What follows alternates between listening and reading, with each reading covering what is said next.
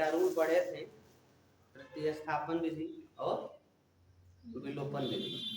तो प्रतिस्थापन विधि के माध्यम से जो सवाल है इसका साइज यानी प्रश्नावली 3.2 में जो प्रश्न पूछे जाएंगे उसको कहेगा कि प्रतिस्थापन विधि के माध्यम से सॉल्व करिए। ठीक है, जैसे जैसे हम आगे बढ़ते जाएंगे इनके रूल बदलते जाएंगे। ठीक है, यहाँ पर देखो कह रहा है कि निम्न निम्न रैखिक समीकरणीय युग्म को प्रतिस्थापन विधि से हल करिए। यानी रैखिक समीकरण युग्म माने पेयर जोड़ा दिया है, दो इक्वेशन आपको देगा और उनको एक साथ लिखकर x और y का मान ज्ञात करना है और यूज करना है इसमें इसका प्रयोग सब्स्टिट्यूशन यानी प्रतिस्थापन। ठीक है, तो हम इक्वेशन नंबर 1 को सॉल्व अगर करते हैं, हमने बताया था किसी एक इक्वेशन का यूज करते हैं जहां से x या y का मान लेते हैं, यानी x अकेले छोड़ते हैं और दूसरे पक्ष में जितने भी उसके कोएफिशिएंट नंबर हो या जो कुछ भी हो दूसरे में ट्रांसफर कर दिया जाता है। जैसे अगर इक्वेशन हम लिखते हैं समीकरण 1 से, समीकरण 1 का यूज अगर करते हैं तो देखो x + y = 14 है ना। अगर हम लिखते हैं y बराबर तो 14 और इस x को इधर ट्रांसफर कर देंगे तो -x, इसका नाम दे देना है आपको 3, y बराबर हो गया 14 - x। ठीक है, तो जब y का मान मिल गया तो लिखना है y का मान समीकरण 2 में रखने पर जब 2 में रखेंगे बाबू तो 2 है x - y बराबर 4, तो x - y के स्थान पर पुट करना है 14 - x और बराबर 4। तो टूटेगा ब्रैकेट x माइनस ब्रैकेट टूटेगा तो यहाँ हो जाएगा 14 और माइनस माइनस प्लस x बराबर यहाँ 4 लिख देंगे। अब देखो x दोनों x के पद है तो यहाँ हो गया 2x और 4 और 14 इधर आएंगे प्लस 14 हो गया, तो 2x की वैल्यू हो गई 16 सॉरी 18, 14 में 4 ऐड करेंगे तो हो गया 18। तो x के मान अगर हम यहाँ से देखते हैं तो 18/2 x बराबर 9, x के मान 9 मिल गया। तो x के मान जब 9 मिल गए आपको तो क्या करना है, लिखेंगे x का मान समीकरण 3 में रखने पर, क्योंकि हम यहाँ 3 बनाए हैं ना तो y की वैल्यू तो परफेक्टली हमको मिला नहीं है, तो x के मान 9 उठाकर y में x के स्थान पर पुट करना है, यानी y बराबर 14 - x है तो y बराबर 14 - 9 लिख देंगे तो y की वैल्यू हमको परफेक्टली क्या मिल गई 5।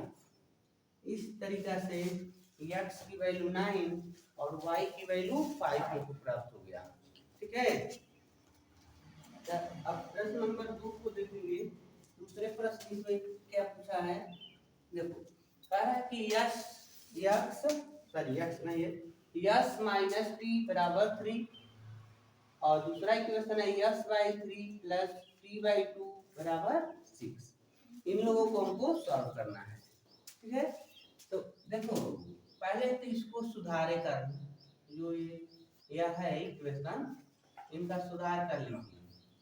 तो यहाँ पर हम 2 को ऐसे हटा देते हैं, पहले इनका क्रॉस गुणा कर लें, तो इसका इससे गुणा करेंगे तो हो जाएगा 2x + 3t / 6, दोनों को मल्टीप्लाई कर दिए = 6, तो हो जाएगा आपका 2s + 3t बराबर इसका इसमें गुणा हुआ तो 36। इसको अब इक्वेशन 2 कर दिए। अब लिखा जाएगा हल अगर करते हैं तो समीकरण 1 से बताओ s - t बराबर 3 है ना, तो यहाँ s बराबर लिख लो, s बराबर 3 + t। ठीक है, t नेगेटिव है तो इसी को इधर हम ट्रांसफर कर दिए। ठीक है, तो हो गया इधर जाकर ये प्लस में। अब लिखा जाएगा s का मान 2 में रखने पर, तो 2 है 2s + 3t बराबर 36। तो 2 और यस की जगह पर हम पुट करना है 3 + t और plus 3t equal to 36। Bracket टूटेगा, कितना हो गया 6 + 2t प्लस 3t और इतना थोड़ी है, ये देखो 2t और 3t 5t और 6 36 और ये अगर माइनस किए तो -6 हो गया, ये हो गए 30 30। हाँ अब तो 5 जब 30 में भाग देगा तो कितना आएगा 6। ठीक है, तो t का मान हमको 6 मिल गया बाबू, t का मान 6 प्राप्त हो गए। ठीक है, अब यहीं पर लिखा जाएगा t बराबर 6 समीकरण 3 में रखने पर, 3 में रखो बाबू, कहाँ है, यहाँ है। तो यस बराबर 3 + t, तो यस बराबर 3 + t का मान क्या है 6। तो यस की वैल्यू मिल गया बाबू 9। इस तरीके से इनका सॉल्यूशन हो गया। ठीक है, चलो 3 को भी सॉल्व करते हैं। तीसरे क्वेश्चन यहाँ हमने रोल किया है, यहाँ पर ऐसे कर लो। तो देखो इसमें भी इक्वेशन 1 से ही काम करते हैं। ठीक है, देखेंगे सॉल्यूशन यहाँ समीकरण 1 से। तो 3x - y = 3 है ना, तो किसको ट्रांसफर करें। कभी कभी आपको लगेगा, मान लो अगर इसको हम इधर भेज दें तो -y = 3 - 3x हो जाएगा ना। तो इससे बढ़िया ये है y अकेला है बट नेगेटिव है, तो y को इधर कर दो, इधर का 3 इधर कर लो। ठीक है, ऐसे लिख देना। तो y इधर जाएगा तो +y हो जाएगा, इधर 3x इधर है -3 हो गया। यही इक्वेशन नंबर 3 बन गया। यानी ऐसे पढ़ लो y = 3x - 3। ठीक है, अब इसको y की वैल्यू 2 में। ठीक है, तो 9x - 3y = 9। तो 9x - 3y की जगह पर हमको लिखना है 3x - 3 और इक्वल टू 9। तो 9x माइनस ये हो गया 9x, ब्रैकेट टूट गया तो 9x और +9 इक्वल टू 9। ये तो कट गया, तो देखो तो दोनों साइड में 9 बच गया। इसका ये मतलब है कि हम x और y का मान नहीं निकाल पाएंगे, अनंत मान होंगे, एक हल होगा। मतलब हमने बताया था कि जब दोनों साइड के नंबर मतलब कोई वेरिएबल नंबर न आए और दोनों साइड में कोएफिशिएंट बराबर हो जाए तो कहना है कि इसका नहीं अनेक हल है, अनेक हल है, इन्फिनिटिव हल है। ठीक है, ये और जब ये दोनों इक्वल नहीं आए होते तब क्या कहते, कोई हल नहीं। मान लो ये दूसरा नंबर होता है, दूसरा नंबर होता है, नहीं सॉल्व होगा, पैरेलल होगा, दोनों लाइन पैरेलल होंगे। बताया था ना इसके पहले भी कि अगर दोनों इक्वल होते हैं तब इसका अनेक हल होगा। और दोनों डिफरेंस नंबर आते हैं, मतलब x y किसी का भी मान नहीं मिल रहा है, लेकिन ये दोनों कोएफिशिएंट नंबर अलग अलग है। इसका ये मतलब है कि दोनों लाइन पैरेलल है, जिसका कोई हल नहीं है। ठीक है, तो इस तरीके से इनका हम सॉल्यूशन कर लेंगे। ठीक है, अगले क्वेश्चन वाले प्रश्न में 2 इक्वेशन दिया गया है, तो देखो दोनों इक्वेशन पॉइंट में करके दिए गए हैं। अगर पॉइंट में ही अगर हम सॉल्व करते हैं तो थोड़ा सा कहीं मिस्टेक हो सकता है, तो ऐसा करते हैं कि दोनों के पॉइंट सॉल्व कर लेते हैं, पॉइंट को हटा देते हैं। ठीक है, अब देखो यहाँ पर इक्वल लगाया है, तो इक्वल की इस साइड भी और इक्वल की इस साइड भी पॉइंट में नंबर दिए गए ना। अगर ऐसा करें हम कि दोनों साइड में 10 से मल्टीप्लाई कर दें, पॉइंट हट जाएंगे। तो समझ लो कि 10 से जब मल्टीप्लाई करेंगे तो हम इनसे भी करेंगे, इनसे भी करेंगे और इस साइड भी करेंगे। तो यहाँ करके नोट कर सकते हैं हम, यहाँ पर 10 से मल्टीप्लाई होगा ना तो 2 आगे हो जाएगा, मतलब 2 हो जाएगा केवल। 2x हो जाएंगे और प्लस 3y हो जाएगा। इसमें 10 से करेंगे तो 13, यानी यहाँ पर इक्वेशन 1 देते हैं, कोई दिक्कत नहीं होनी चाहिए। वही काम इसके पास करते हैं, 10 से मल्टीप्लाई करोगे तो ये हो जाएगा 4x 5y और 23 यानी 2 ये हो गया। अब हम सॉल्व करते हैं, तो हमको प्रतिस्थापन का यूज करना है। हम लिखेंगे समीकरण 1 से, तो 2x + 3y बराबर 13 है ना। तब x का मान निकालो चाहे y का मान निकालो, भाग तो दोनों किस में दिलाना है। अगर हम यहाँ करते हैं 3y = 13, इसको इधर भेजो -2x, तो y = 13 - 2x बट्टे में 3, ठीक है। मतलब यहाँ नीचे चला जाएगा भाग देने। अब इसको हम उठाकर इक्वेशन नंबर 2 में रखेंगे। इक्वेशन नंबर 2 में लिखेंगे y का मान 2 में रखने पर, तो 2 में रखो, तो 2 क्या है 4x + 5y बराबर 23 है ना। तो 4x + 5y की जगह पर लिखना है हमको 13 - 2x बट्टे में 3 बराबर 23। तो 4x प्लस ब्रैकेट टूटेगा, तो इनसे मल्टीप्लाई करेंगे तो 5 का गुणा 13 में 65, तो गुड 65 हो गया।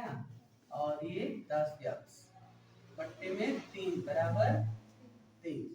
अब यह 3 क्रॉस गुणा कर दो इनके साथ, तो हो जाएंगे 12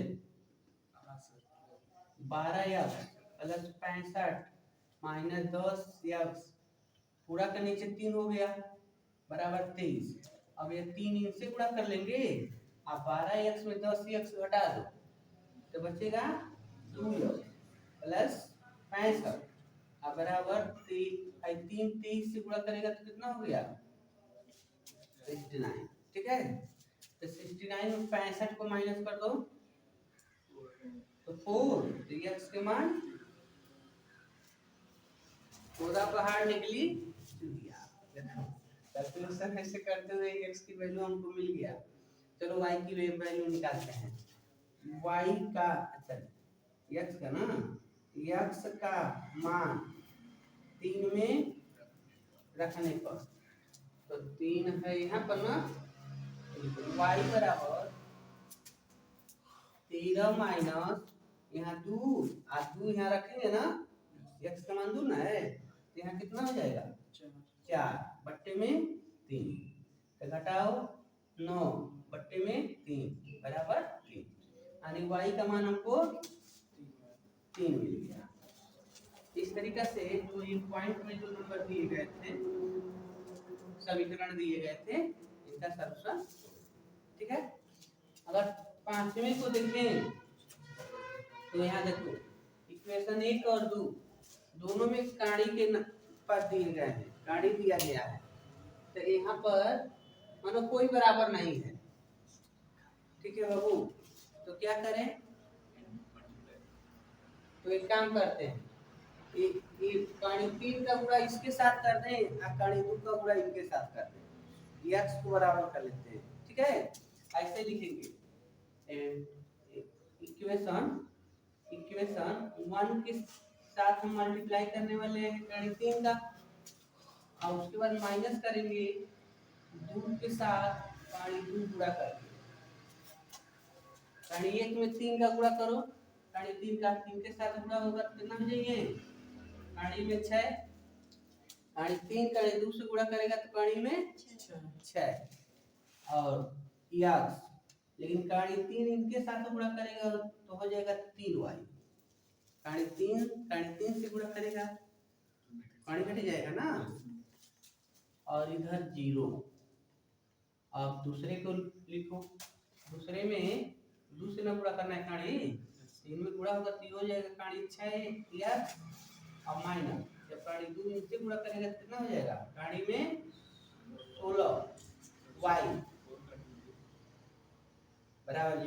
16 हो गया ना, तो 16 का रूट तो मिल जाएंगे 4, तो हम यहाँ पर लिख सकते हैं बाबू 4 सीधे लिख देते हैं।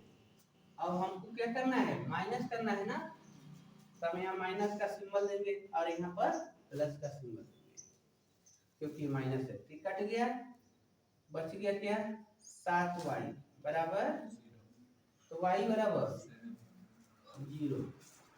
7 जो 7 है 0 में भाग देना जाएगा ना, यहाँ गुणा ना किया है तो इसे भाग न देगा, तो y का मान 0।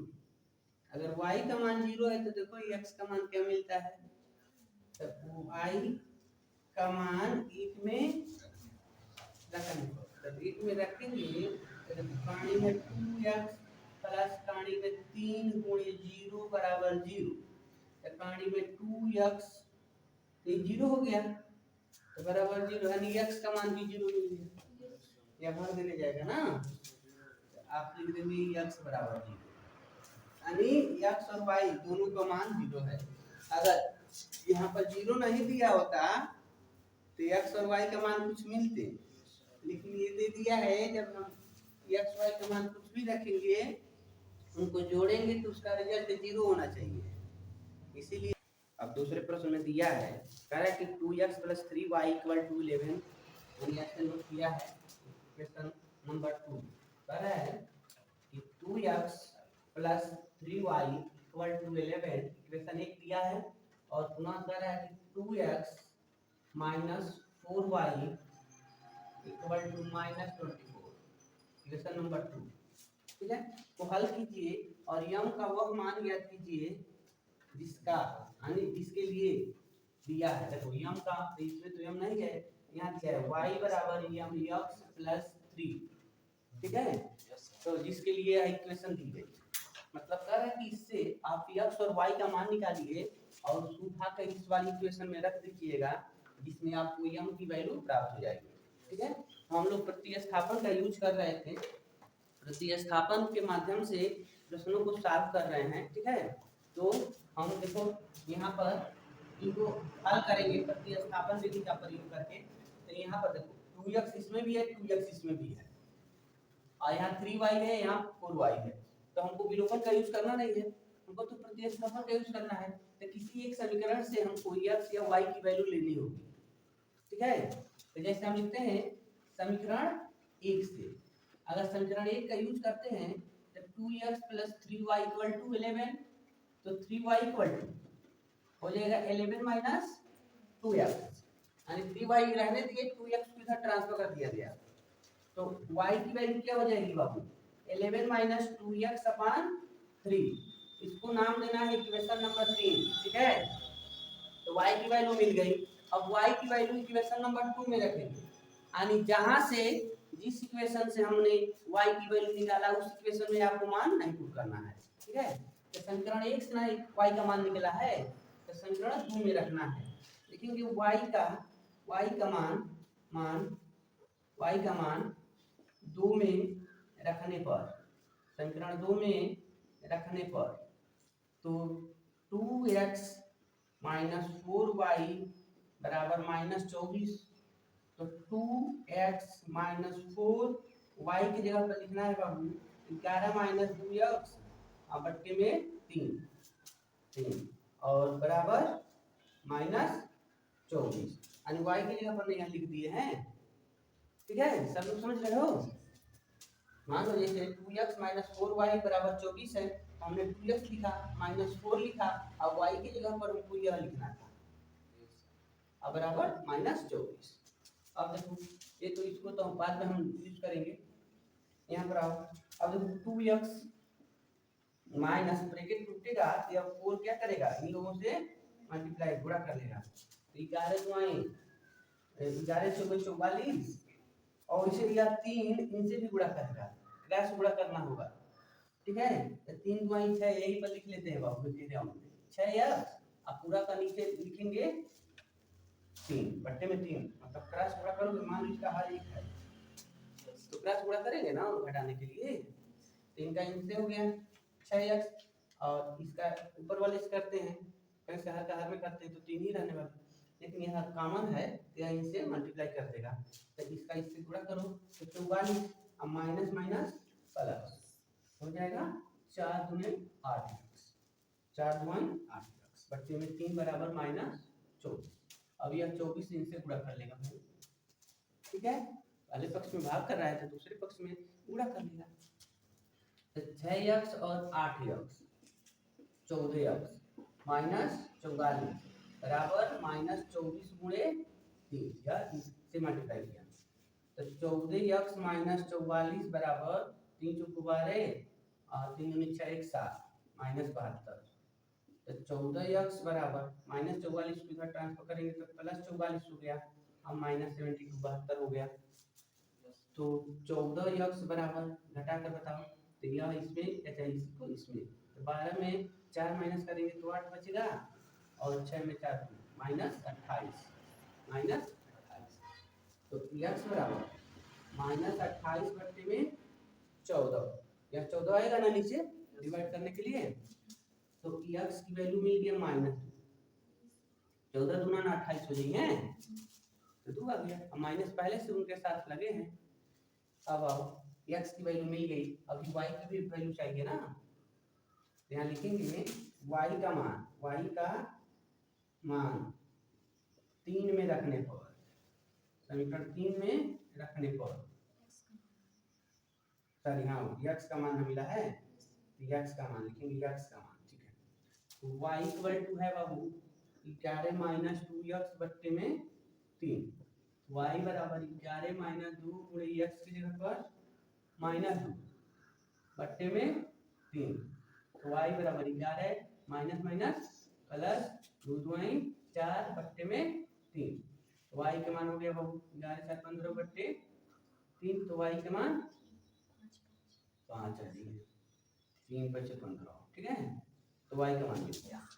इस तरीके से x और y के मान हमको मिल गए, लेकिन उससे क्या कहा गया है कि m का मान बताइएगा, m के मान तो इस वाले समीकरण में न रखना है, इसमें न रखा जाएगा, तो प्रश्नानुसार लिखेंगे, इसमें हम लोग प्रश्नानुसार,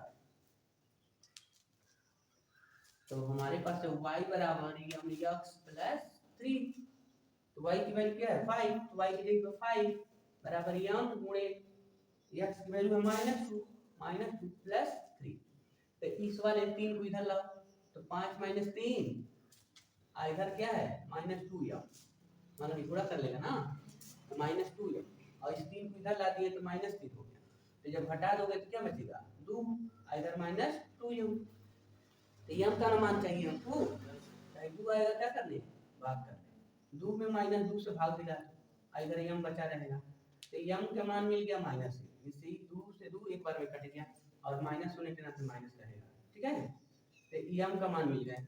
इस तरीका से प्रश्न जो कह रहा था कि इन दोनों समीकरण की सहायता से x और y की वैल्यू निकालिएगा और उसके बाद इस समीकरण में रख के m का मान ज्ञात करिएगा, तो m का मान हमको मिल गया -1, ठीक है, ये सॉल्व हो जाते हैं। अगले प्रश्न में देखेंगे, प्रश्न में कि निम्न समस्याओं को सॉल्व करिए, मतलब जो दिए गए हैं उनको हम लोग को सॉल्व करना है।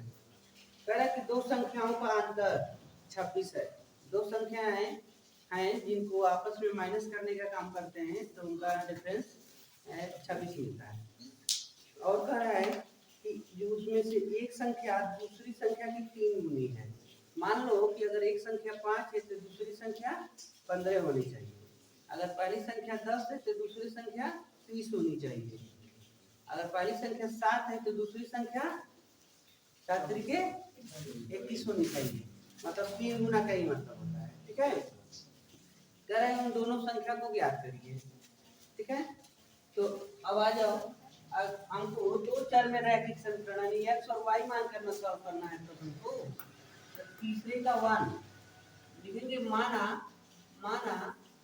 पहली संख्या फर्स्ट नंबर पहली संख्या x और दूसरी संख्या बराबर y, ठीक है, तो प्रश्नानुसार, ठीक है, प्रश्नानुसार क्या है, प्रश्न कह रहा है कि एक संख्या मतलब दोनों संख्याओं का डिफरेंस अंतर कितना है, 26 है। मतलब हम पहली संख्या में दूसरी संख्या को घटाएंगे, x में अगर y को घटाते हैं तो यह 26 के बराबर हो जाता है। ये इक्वेशन बन रहा है। कैसे कह रहा है कि पहली संख्या दूसरी संख्या का 3 गुना है। जो पहली संख्या है यह इसके 3 गुना है। यानी पहली संख्या बड़ा होगा तभी ना तुम उसमें दूसरी संख्या घटा रहे हो। अगर ये बढ़ा नहीं रहता तो नहीं घटता।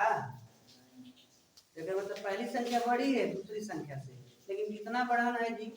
मान लो जैसे हम कह रहे हैं यह 15 है यही 5 है, तो पहली संख्या इस संख्या से बड़ी है, तो पहली संख्या दूसरी संख्या से कितना बढ़ाना है, 3 टाइम्स। ठीक है, तो आप ऐसे लिख सकते थे ना, या तो ऐसे 5 गुणे 3 बराबर 5 15 ऐसे लिख सकते हैं ना, या 15 यह है तो बराबर अगर लिखना चाहते हो तो इस संख्या में 3 से गुणा कर दो, तो दोनों बराबर हो जाएगा ना। इसका मतलब है कि यह संख्या इस संख्या का 3 गुना है। हम ये कह रहे हैं कि x जो है y के 3 गुना है। y किससे कितना गुना है इससे, ये बताओ। हमने y नहीं लिखे थे, यहाँ 15 था यहाँ 5 था, तो हमने देखा कि यह संख्या इस संख्या की 3 गुनी है।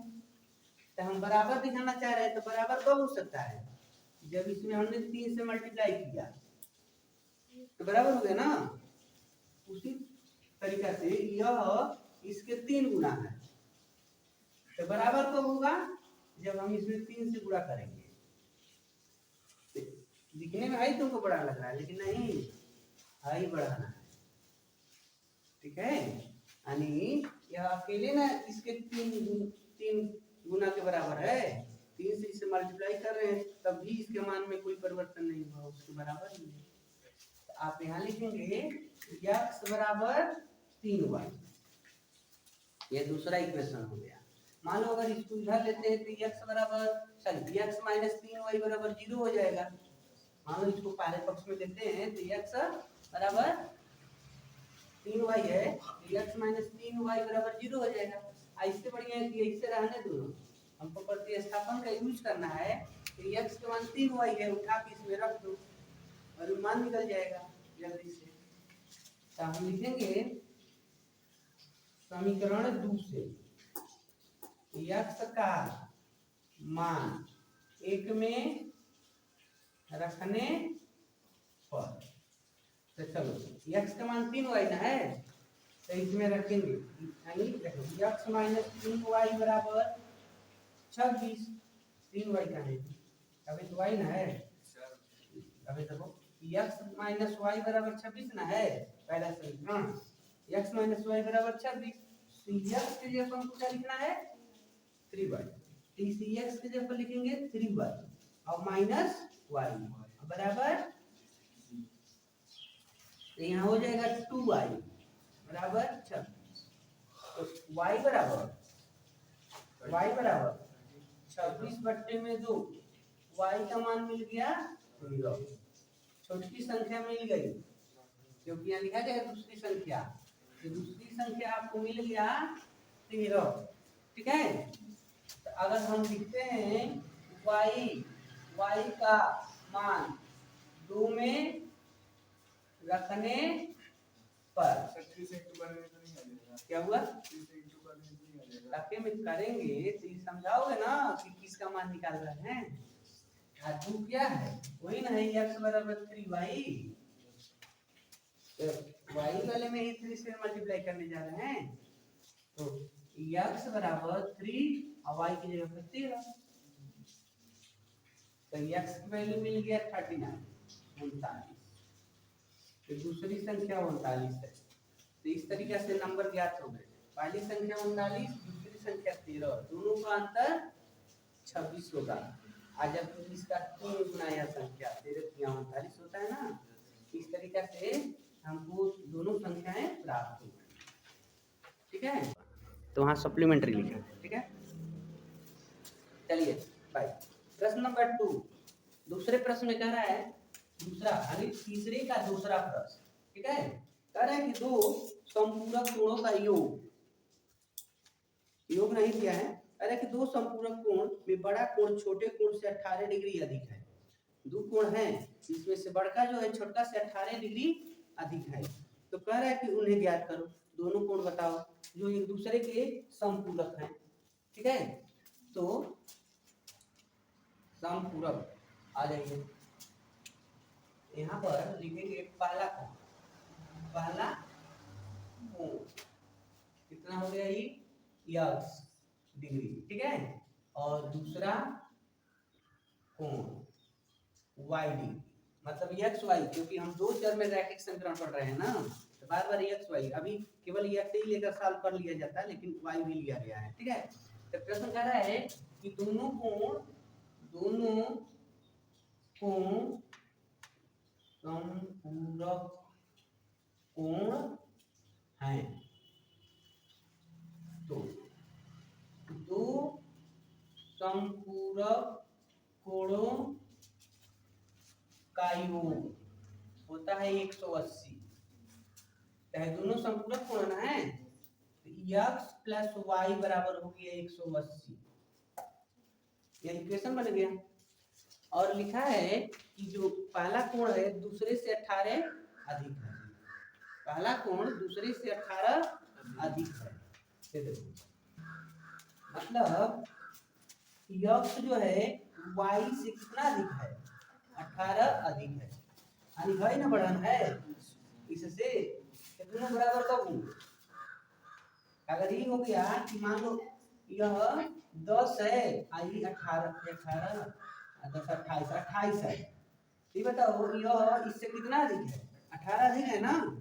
ये दोनों बराबर कब होंगे, जब हम 10 में 18 को ऐड कर देंगे तो दोनों बराबर ना हो जाएगा। तो ही काम कह रहे हैं कि x जो है y से 18 अधिक है, x जो है y से 18 अधिक है, तो दोनों बराबर कब होंगे, जब हम 18 y में ऐड कर देंगे। ठीक है, तो उसी के मुताबिक बराबर हमको करना है ना, यहाँ पर प्लस 18 इसमें ऐड कर देंगे। इक्वेशन बन गया। अब इसको अगर इधर लेते हैं तो x माइनस वाई बराबर 18 हो जाएगा। ऐसे बढ़िया है कि ऐसे रहने दो, प्रतिस्थापन का यूज ना हमको करना है, तो x की वैल्यू निकाल दें चाहे y की वैल्यू निकाल दें। देखो x बराबर y प्लस 18 चाहे 18 प्लस y मिलिए गया। इस मान को उठाकर इस वाले में रख देते हैं। ठीक है, यहाँ लिखेंगे समीकरण 1 में x का मान रखने पर, जब रखेंगे बाबू x का मान तो कितना होगा, तो देखो x प्लस वाई बराबर 180 है, तो x प्लस वाई की जगह पर 18 प्लस x की जगह पर रख देना है 18 प्लस वाई, आई प्लस वाई लिख लिए बराबर 180। तो यहाँ हो गया 2y, यहाँ 180 में 18 को माइनस कर दो, इसको इधर ट्रांसफर कर दिए, तो ये हो गया 2y बराबर कितना हो गया, 10 में 8 माइनस करोगे तो 2 और 7 में 6 162 डिग्री। तो y का मान हो गया 162/2, तो y की वैल्यू 8 और 81 अंश। ठीक है, और देखो दूसरा का मान निकालते हैं भाई, तो लिखा जाएगा y का मान 2 में रखने पर, तो 2 यह ना है, x बराबर 18 प्लस वाई, x बराबर 18 प्लस वाई का मान 81 ना मिला है, तो x का मान क्या मिल गया 8 99 हो गया।